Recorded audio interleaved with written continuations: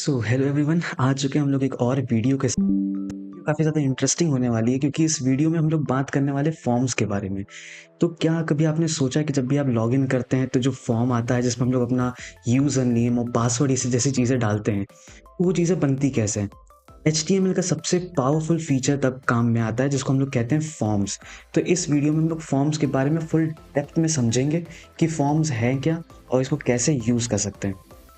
आज के इस पूरे में हम लोग स्ट्रक्चर्स को भी ध्यान देंगे, डिफरेंट टाइप्स ऑफ इनपुट्स देखेंगे, बटन्स देखेंगे और एक और बहुत ही इंपॉर्टेंट चीज़ फॉर्म वैलिडेशन के बारे में भी हम लोग इसमें देखेंगे। बहुत से लोगों के मन में एक क्वेश्चन आ रहा होगा कि फॉर्म वैलिडेशन विदाउट जावास्क्रिप्ट कैसे पॉसिबल है? बट कुछ चीज़ें एचटीएमएल भी प्रोवाइड करता है जिससे हम लोग फॉर्म वैलिडेशंस का यूज़ कर सकते हैं। तो चलिए बिना टाइम वेस्ट हुए आगे बढ़ते हैं। तो मैंने बस एक बेसिक सी index.html नाम की एक फ़ाइल बना रखी है जिसमें हम लोग बॉयलर प्लेट कोड डालेंगे और यहाँ मैंने लाइव सर्वर पे उसको शो कर रखा है। तो चलो सबसे पहले HTML फॉर्म का स्ट्रक्चर समझते हैं। तो सबसे पहले एक बेसिक फॉर्म बनाना सीखते हैं। तो देखते हैं उसके लिए हमको क्या करना होता है। सबसे पहले अगर हमको फॉर्म बनाना है, पहले मैं एक हेडिंग दे देता हूँ, फॉर्म्स। देखते हैं इससे आ रही है कि नहीं आ रही चीज़ें। ठीक है, चलो फॉर्म्स तो आ रहा है, दिखा रहा है, यहाँ शो हो रहा है, कोई दिक्कत नहीं है। अब हम लोग सबसे पहले फॉर्म को, अगर हम लोग को बेसिक स्ट्रक्चर क्रिएट करना है तो उसके लिए एक और अच्छा सा टैग आता है जिसको हम लोग कहते हैं फॉर्म। ठीक है, फॉर्म टैग आया, जो देखो एक कंटेनर टैग है, मतलब ये ओपनिंग टैग और ये क्लोजिंग टैग। इसके बीच में ही सारे इनपुट्स, सारे बटन्स और जो भी चीज़ें हम लोग को फॉर्म में चाहिए उसका हम लोग यहाँ यूज़ करेंगे। अभी बहुत सारे इनपुट टैग्स भी हैं जिसको हम लोग एक एक करके लाइन बाय लाइन चीज़ों को समझेंगे। तो अब जब हम लोग ने फॉर्म टैग का यूज़ किया तो सबसे पहले इसी को समझते हैं। देखो एक एट्रीब्यूट आ रहा है एक्शन नाम से। अब ये एक्शन एट्रीब्यूट बताता क्या है? ये बताता है कि फॉर्म का डेटा कहाँ जाना चाहिए, मतलब किस लिंक पे जाएगा, जो कि हम लोग रेस्ट एपीआईज वगैरह बनाते हैं। वो सारी चीज़ें हम लोग भी और इस कोर्स में आगे जाएंगे तब देखेंगे। बट फिलहाल ये बताता है कि फॉर्म का डेटा कौन से यूआरएल पे या किस लोकेशन पे कहाँ तक जाएगा ये। ठीक है, इसके बाद एक और एट्रीब्यूट भी आता है जिसको हम लोग कहते हैं मेथड। अब ये मेथड देखो इसमें खुद ही लिख के आ रहा है, गेट एंड पोस्ट। ये मेथड दिखाता है कि जो फॉर्म सबमिट करेंगे वो गेट मेथड से करेंगे या पोस्ट मेथड से करेंगे। अब इसका भी आइडिया आपको जैसे जैसे हम लोग इस कोर्स में आगे बढ़ेंगे बहुत ही ज़्यादा आसानी से समझ में आ जाएगा, क्योंकि बस इतना समझ लो, गेट और पोस्ट दोनों ही तरीके से हम लोग अपना डेटा डेटाबेस में भेज सकते हैं, किसी भी पर्टिकुलर यूआरएल पे भेज सकते हैं। पोस्ट ज़्यादातर यूज़ करते हैं क्योंकि पोस्ट सिक्योर्ड होता है, वो डेटा कहीं भी शो नहीं होता, वो डेटा डायरेक्टली जाता है डेटाबेस में जाके सेव होने के लिए। ठीक है, चलो इतना पार्ट तो क्लियर है। मतलब हम लोग एक फर्स्ट पार्ट जो कि कैसे एक फॉर्म का स्ट्रक्चर क्रिएट करना है वो कंप्लीट हो चुका है। अब फॉर्म के अंदर हम लोग तरह तरह के इनपुट्स यूज़ करते हैं। तो चलो कुछ इंपॉर्टेंट इनपुट्स टाइप देखते हैं। और टाइप्स देखने से पहले एक और चीज़, अगर आपको इसकी पूरी नोट्स चाहिए तो नीचे दिए गए मेल पे मेल कर दीजिएगा आप कि आपको नोट्स प्रोवाइड कर दी जाए। तो एक हैंड रिटन नोट्स बहुत ही अच्छी तरीके से, जो कि बिगिनर फ्रेंडली है, एक बार आप रीड करेंगे तो आपको सारी चीज़ें भी समझ में ईजिली आ जाएंगी। तो उसमें बस खाली आप मेल करिए, आपको वो तुरंत भेज दी जाएंगी। तो चलो अब आगे बढ़ते हैं इनपुट टाइप्स के ऊपर। तो सबसे पहले हम लोग इनपुट टाइप्स है तो वो भी एक टैग है, तो हम लोग कैप्स लॉक बंद कर देते हैं, इनपुट टैग का यूज़ करते हैं। देखो सबसे पहला ही आता है इनपुट टाइप टेक्स्ट, मतलब जो भी चीज़ें हम लोग टेक्स्ट फॉर्मेट में लेना चाहते हैं वो। अब देखते हैं, जैसे देखो यहाँ यहाँ मैं अब कुछ भी लिख सकता हूँ। जो भी टेक्स्ट डेटा है मुझे अगर फॉर्म के थ्रू भेजना है वो मैं यहाँ रख सकता हूँ। जैसे जब हम लोग लॉग इन करते हैं तो यूज़र नेम जहाँ हम लोग डालते हैं या ईमेल एड्रेस डालते हैं वो ये इनपुट टाइप टेक्स्ट ही है। तो इनपुट होता है। अब वो इनपुट किस तरह का होना चाहिए वो टाइप डिफाइन करता है कि भाई टेक्स्ट होना चाहिए या वो एक चेक बॉक्स होना चाहिए, वो रेडियो होना चाहिए, वो भी अभी हम लोग आगे देखेंगे। अभी आपको सेंस नहीं कर रही होंगी चीज़ें, ये चेक बॉक्स क्या है या रेडियो क्या है। ठीक है, चलो एक ये चीज़ है। फिर इसमें एक और एट्रीब्यूट का यूज़ होता है जो कि हम लोग बोलते हैं प्लेस होल्डर। अब प्लेस होल्डर बेसिकली क्या है, यूज़र को हिंट देता है कि हिंट क्या, कि इसमें क्या करना है, एंटर योर यूज़र नेम। तो देखो यहाँ एंटर योर यूज़र नेम लिख के आ रहा है, तो ये यूज़र को हिंट मिलता है कि अच्छा ये जो एक इनपुट बॉक्स है इसके अंदर हम लोग को अपना यूज़र नेम डालना है। तो यूज़र नेम कुछ भी जो भी होगा उसका वो यूज़र यहाँ डाल देगा। ठीक है, अब ये चीज़ हो गई। अब एक हम लोग नेक्स्ट टैग की तरफ बढ़ते हैं जो कि है ईमेल। जैसे हम लोग ये है, अब ये फॉर्म वैलिडेशन के लिए थोड़ा यूज़ होता है। जैसे मैं कह रहा था ना कि फॉर्म वैलिडेशन हम लोग कैसे परफॉर्म करेंगे, तो एक ये भी तरीका है फॉर्म वैलिडेशन का कि जैसे ईमेल भी एक टेक्स्ट है, ठीक है, बट हम लोग चाहते हैं कि इसके अंदर ईमेल ही आए, इसके अलावा और कुछ भी चीज़ें ना आए, तो हम लोग टाइप को ईमेल भी लिख सकते हैं।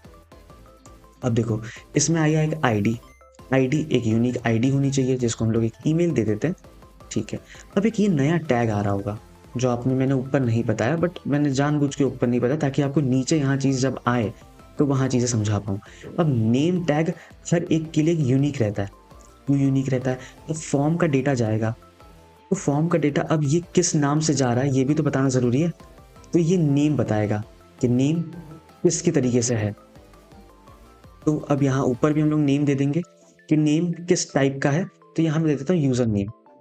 अब जैसे जब फॉर्म पे ये डेटा सेव होगा तो वहाँ जाएगा कि यूज़र नेम नाम से कुछ फील्ड्स आई हैं, कुछ वैल्यूज़ आई हैं, तो हम लोग उस समय इस नेम प्रॉपर्टी का यूज़ करके उस डेटा को हैंडल कर सकते हैं। वैसे यहाँ से ईमेल जा रहा है तो इसको हम लोग ईमेल नाम दे देंगे। अब सबका नेम यूनिक होना चाहिए, क्योंकि अगर एक ही नाम के बहुत सारे डेटा जाएंगे तो वो खुद कंफ्यूज हो जाएगा कि भाई कौन सा डेटा किसका है। ठीक है, चलो अब ये 2 टैग्स तो हो गए। यहाँ भी हम लोग प्लेस होल्डर डाल सकते हैं कि एंटर ईमेल। ठीक है, देखो अब यहाँ एंटर योर ईमेल आ रहा है, तो देखो यहाँ सजेशंस में भी ईमेल्स ही दिख रहा है। यहाँ हम लोग को सजेशन में कुछ नहीं, यहाँ नेम्स आ रहे थे, पर जैसे ही यहाँ क्लिक करो सजेशन में सारे मेल एड्रेसेस आ रहे हैं। ठीक है, मतलब देखो परफेक्टली ये काम भी कर रहा है। अब जो इसके बाद जो आता है, अब पासवर्ड की भी बात आती है, तो हम लोग इसमें एक इनपुट टाइप आता है जिसको हम लोग कहते हैं पासवर्ड। अब पासवर्ड हम लोग ने देखा होगा ना कि जैसे कैसे वो हिडन रहता है सारी चीज़ें। तो देखो अब ये जो आया है इसमें मैं कुछ भी डालूंगा, देखो हिडन आ रहा है, जिससे सिक्योर्ड वे में काम आता है। अब ये भी एक वैलिडेशन की तरह है, इसमें भी नेम प्रॉपर्टी आएगी। नेम प्रॉपर्टी देना बहुत ज़रूरी है, क्योंकि वरना वो बैकएंड समझ ही नहीं पाएगा हम लोग को, या फॉर्म वैलिडेशन में जब हम लोग डेटा भेजेंगे तो वो कुछ समझ नहीं पाएगा कि कौन सा डेटा कैसा है। अब सब में प्लेस होल्डर तो कॉमन है, प्लेस होल्डर ज़्यादातर टैग्स में हम लोग यूज़ करेंगे। Enter your password. ठीक है, देखो अब यहाँ भी एंटर योर पासवर्ड, मतलब अब यहाँ हम लोग यूज़र नेम डाल सकते हैं, यहाँ हम लोग ईमेल डाल सकते हैं, और यहाँ हम लोग पासवर्ड डाल सकते हैं। ठीक है, इतना बेसिक सा स्ट्रक्चर है जो हम लोग ने देख लिया है। ठीक है, बट क्या सिर्फ इतने ही इनपुट टैग्स हैं? नहीं, अभी और भी बहुत ज़्यादा इनपुट टैग्स हैं जिसका हम लोग यूज़ करेंगे। इसके बाद मैं चाहता हूँ कि कुछ नंबर्स में डेटा जाए। नंबर्स में, अब नंबर्स में क्या डेटा जाएगा?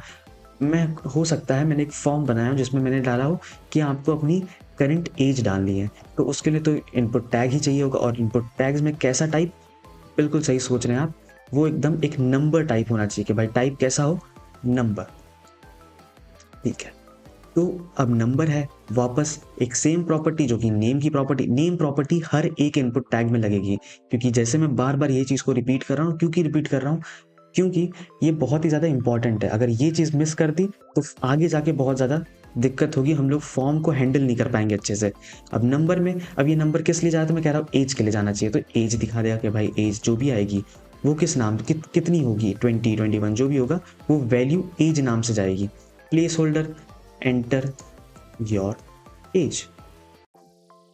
देखो अब मैं यहाँ टेक्स्ट डाल रहा हूँ, फिलहाल मैं टाइप कर रहा हूँ, अभी आपको हो सकता है नहीं दिखाई दे रहा हो, पर मैं टाइप कर रहा हूँ। तो यहाँ कुछ भी टाइप नहीं होगा सिवाय नंबर्स के। चाहे तो आप भी कंप्यूटर स्क्रीन पे अपनी ट्राई बिल्कुल करिएगा। जब भी मैं चीज़ें बता रहा हूँ उसको आपको ट्राई बिल्कुल करनी है, वरना समझने में काफ़ी ज़्यादा मुश्किलें हो जाएंगी। ठीक है, तो ये चीज़ इतनी, ये जो 4 टैग्स हैं, जो 4 टाइप्स हैं इनपुट के, ये मैं उम्मीद करता हूँ आपको क्लियर है। अब एक और टाइप्स के ऊपर बढ़ते हैं जिसका नाम है डेट। अगर मुझे एक सीधा साधा पूरा डेट ही सिलेक्ट करनी है तब मैं क्या करूँगा? तब टाइप में सीधा कर दूंगा डेट, और वापस से अब डेट में तो पूरा डेट आता है ना कि डेट, आज का डे कौन सा है, मतलब मंथ कौन सा चल रहा है, ईयर कौन सा चल रहा है।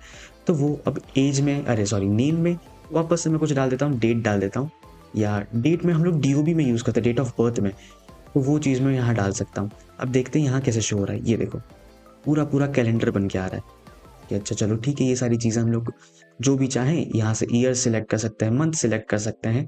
तो ये काफ़ी ज़्यादा हम लोग को फीचर्स देता है। तो मतलब जितना भी डेटा है जो हम लोग यूज़र से ले सकते हैं, उसको सेव करवा सकते हैं, वो सारा काम इस फॉर्म टैग के अंदर इनपुट टैग्स ही यूज़ कर रहे हैं। ठीक है, अब नेक्स्ट जो आता है वो आता है चेक बॉक्स। अब चेक बॉक्स का यूज़ कहाँ आता है? चेक बॉक्स जब हम लोग न्यूज़लेटर सब्सक्राइब करने के लिए ऐसी कुछ चीज़ें बनाते हैं, या रिमेंबर मी करके ऑप्शन रहता है जब भी हम लोग लॉगिन करते हैं, उस समय चेक बॉक्स यूज़ होता है। जैसे अब इनपुट, जैसे देखो वापस टाइप, अगर मैं चेक बॉक्स बोल रहा हूँ तो चेक बॉक्स नाम से ही होगा। अब इसमें भी कुछ वैल्यूज़ जाएंगी। नेम, अगर मैं देखो अगर चेक बॉक्स पे देखता हूँ तो देखो यहाँ चेक बॉक्स आ रहा है करने वाला, बट जिससे टिक करूँगा तो इसकी वैल्यू क्या जानी चाहिए, वो नेम में डालेंगे कि चलो सब्सक्राइब। आप भी सब्सक्राइब जरूर करिए। जैसे अब फॉर्म वैलिडेशन देख भी रहे हैं और फॉर्म्स के बारे में भी देख रहे हैं, तो सब्सक्राइब की बात आई तो सब्सक्राइब तो आपको भी करना चाहिए। ठीक है, तो ये इतनी चीज़ें क्लियर हो चुकी हैं। अब बात करते हैं एक और जो बहुत ही ज़्यादा इम्पॉर्टेंट भी है, रेडियो बटन्स की।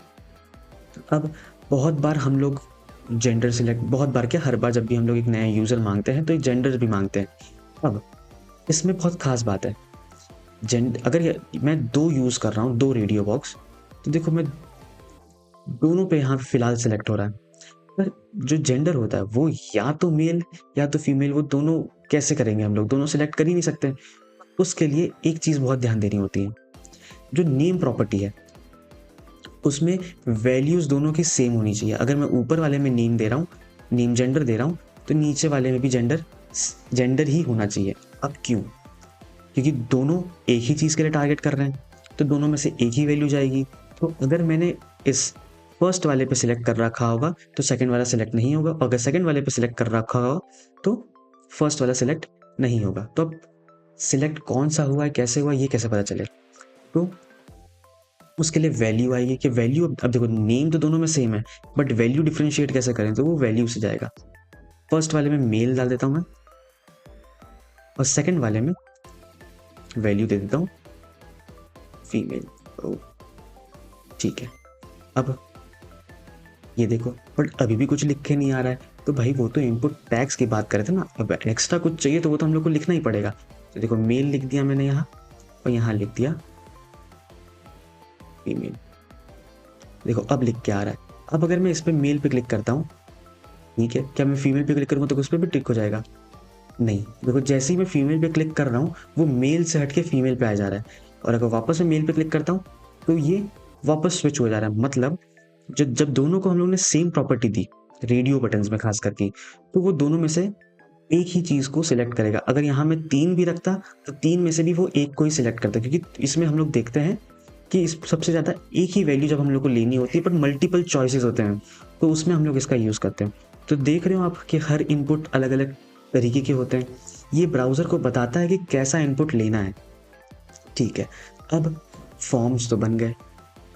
अब मेन जो मुद्दे की बात आती है कि अब फॉर्म बन गए हैं तो इसको सबमिट भी तो करना है, और वो बिना बटन के कैसे पॉसिबल है? तो उसके लिए भी एक बटन टैग होता है। बटन यहाँ मैं लिख देता हूँ सबमिट। तो आप कह रहे होंगे कि हाँ बटन तो बन गया, ये देखो बटन बन गया, पर क्या बस इतना ही काम है? यहाँ हम लोग को उसको वैल्यू भी देनी होती है। इसका टाइप देंगे हम लोग कि भाई ये बटन किस टाइप का है। तो बटन का टाइप देने के लिए हम लोग बस सिंपल सा लिखेंगे वापस टाइप, और दे देंगे। देखो 4 टाइप आया कि बटन है, मेन्यू है, रीसेट है या सबमिट है, तो हम लोग सबमिट दे देंगे कि भाई ये सबमिट टाइप का बटन है। मतलब अब ये इस तरह बिहेव करेगा कि जब भी मैं इसको क्लिक करूँगा तो ये फॉर्म को सबमिट करेगा। एक और बटन का टाइप होता है जिसमें हम लोग, यहाँ मैं टाइप देता हूँ रीसेट।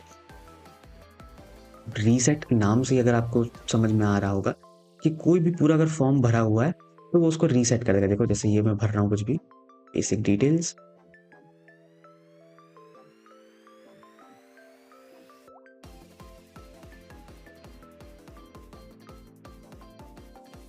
देखो जैसे ही मैं रीसेट पे क्लिक करूंगा ये सारा डेटा इरेज हो जाएगा। ये देखो कुछ सेव नहीं हुआ, कुछ भी नहीं हुआ, पूरा डेटा हट गया।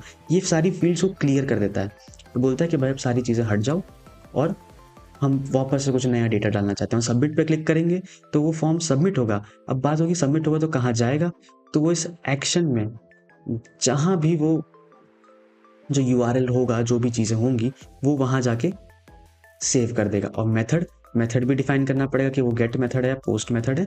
वो APIs के हिसाब से, वो सारी चीज़ों के हिसाब से हम लोग उसको डिफाइन करेंगे। चलो तो अब बढ़ते हैं हम लोग लास्ट पार्ट की तरफ, जो कि सबसे ज़्यादा इंपॉर्टेंट पार्ट है, जो कि है फॉर्म वैलिडेशन। अब बिना जावास्क्रिप्ट के भी हम बेसिक वैलिडेशन को अप्लाई कर सकते हैं। कैसे बेसिक वैलिडेशन को अप्लाई कर सकते हैं? अब जैसे अब ये मेल फील्ड है, मैं चाहता हूँ कि ये चीज़ यूज़र हमेशा भरे ही भरे, अगर वो नहीं भरता है फॉर्म सबमिट ही ना हो। तो एक बेसिक सा हम लोग इसमें एट्रीब्यूट दे देंगे रिक्वायर्ड नाम का। देखो यहाँ लिखा हो ना रीड ओनली, रोल, ये वो, हम लोग इसमें से रिक्वायर्ड वाला डाल देंगे। रिक्वायर्ड जैसे नाम ही इसका सच बताता है कि ये ज़रूरी है। तो अगर मैं मेल को छोड़ के कुछ भी और डाल दूं और सबमिट करने की ट्राई करूं, देखो ये दिखा रहा है please fill out this field. मतलब ये बिना इसको फिल किए हम लोग फॉर्म को सबमिट कर ही नहीं सकते। तो ये पहला वैलिडेशन के लिए हम लोग को यूज़ में आएगा। एक और वैलिडेशन के लिए आता है, जैसे पासवर्ड में बहुत ज़्यादा ये वैलिडेशन यूज़ होता है कि मिनिमम लेंथ 6 होनी चाहिए, मैक्सिमम 12 होनी चाहिए या ऐसा कुछ। तो उसके लिए हम लोग कैसे करेंगे? तो पासवर्ड में मिन लेंथ नाम का एक एट्रीब्यूट होता है जिसमें हम लोग बता सकते हैं कि मिन लेंथ कितनी 3 होनी चाहिए और कितना मैक्सिमम जाना चाहिए, तो मैक्स लेंथ 22। तो ये इतने कैरेक्टर्स तक का वो चीज़ों को रखेगा और इसमें भी हम लोग रिक्वायर्ड का यूज़ कर सकते हैं। रिक्वायर्ड का यूज़ हम लोग जहाँ चाहें वहाँ यूज़ कर सकते हैं। जो भी इनपुट टाइप में हम चाहते हैं कि वो चीज़ें रहें और रहें, तो इसमें हम लोग यूज़ कर सकते हैं। अब अगर तुम्हारा इनपुट फील्ड गलत होता है तो ब्राउज़र खुद ही उसको रिजेक्ट कर देगा और वो आगे जाएगा ही नहीं। तो इससे काफ़ी ज़्यादा हेल्प हो जाती है हैंडलिंग करने के लिए कि डेटा जो भी एरर्स हैंडलिंग करते हैं हम लोग उसमें, उसके लिए बहुत ज़्यादा यूज़ हो जाता है। तो अब एक और बोनस स्टेप देना चाहूँगा कि जब भी हम लोग इनपुट टैग्स का यूज़ करें तो एक लेबल टैग का यूज़ बिल्कुल करें। लेबल वो दिखाता है कि जैसे अब ये पहला यूज़र नेम का था, तो वो दिखाता है कि जो लेबल है वो यूज़र नेम के लिए है और वो दिखा देगा नेम, मतलब जो आगे जो आता है टाइटल, ये देखो ये शो करा कि अच्छा ये जो इनपुट बॉक्स है वो किस लिए है, ये नेम के लिए है। हम लोग उसमें पी टैग या स्पैन टैग का यूज़ नहीं करेंगे, उसके लिए एक अलग से दिया गया है लेबल टैग। तो एट्रीब्यूट्स और आईडीज़ का मैच होना बहुत ज़्यादा ज़रूरी है। नेम एट्रीब्यूट का मैच होना बहुत ज़्यादा ज़रूरी है क्योंकि उसके बिना फॉर्म में हैंडल करने में हम लोग को बहुत ज़्यादा प्रॉब्लम हो जाएगी। तो इस वीडियो में हम लोगों ने पूरा फॉर्म्स के बारे में देखा कि फॉर्म का स्ट्रक्चर कैसे बनता है एचटीएमएल में, और जितने भी इम्पोर्टेंट टाइप्स ऑफ जो इनपुट टाइप्स हैं वो हम लोगों ने देख लिए, जो आपको यूज़ 110% आपको आने ही वाले हैं। तो ये सारी चीज़ें बहुत ही ज़्यादा प्रैक्टिस करिए, ये सबसे ज़्यादा इम्पोर्टेंट टॉपिक था पूरे एचटीएमएल कोर्स का। तो अब और आगे आप वीडियोज़ आती रहेंगी, इसके बाद हम लोग का एक सिमेंटिक्स के बारे में वीडियो बाकी है, तो उसके ऊपर भी वीडियो बहुत जल्द आ जाएगी। तब तक के लिए इस सारी चीज़ों को प्रैक्टिस करें। हैंड रिटन नोट्स के लिए मेल पे मैसेज कर दें तो उसमें आपको हैंड रिटन नोट्स भी मिल जाएगी। तब तक के लिए मिलते हैं नेक्स्ट वीडियो में। Thank you.